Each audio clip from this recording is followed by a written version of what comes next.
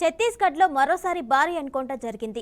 సుక్మా, బీజాపూర్ జిల్లాలో భద్రతా సిబ్బందితో జరిగిన 2 వేర్వేరు ఎన్కౌంటర్స్లో 3 మావోయిస్టులు మృతి చెందారు. అంతేకాకుండా ఎన్కౌంటర్ ప్రదేశాల నుంచి పోలీసులు ఆయుధాలు, పేలుడు పదార్థాలు, మావోయిస్టులకు సంబంధించిన సామాగ్రిని స్వాధీనం చేసుకున్నారు. 2 ఎన్కౌంటర్స్లో మరణించిన మావోయిస్టుల వివరాలు ఇంకా తెలియాల్సి ఉందని అధికారులు తెలిపారు. మొదటి సంఘటన సుక్మా జిల్లాలోని బెల్పోచా గ్రామ సమీపంలో శనివారం ఉదయం జరిగింది. బెల్పోచా గ్రామ సమీపంలో భద్రతా సిబ్బంది ఉమ్మడి బృందం యాంటీ నక్సల్ ఆపరేషన్లో ఉన్నప్పుడు ఎన్కౌంటర్ జరిగిందని చెప్పారు.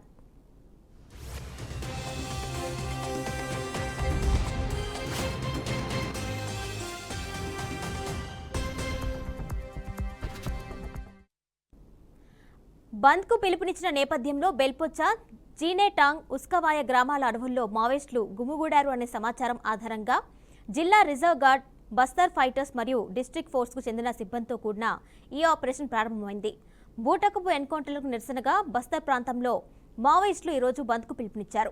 పెట్రోలింగ్ బృందం బెల్పోచా సమీపంలో ఉన్న ఇరు వర్గాల మధ్య కాల్పులు జరిగాయి. తుపాకులు నిశ్శబ్దంగా తర్వాత సంఘటన స్థలం నుంచి ఒక్క మావోయిస్ట్ మృతదేహం, ఒక ఆయుధం, పేలుడు పదార్థాలు, మావోయిస్టులకు సంబంధించిన సామగ్రిని స్వాధీనం చేసుకున్నారని అధికారులు తెలిపారు.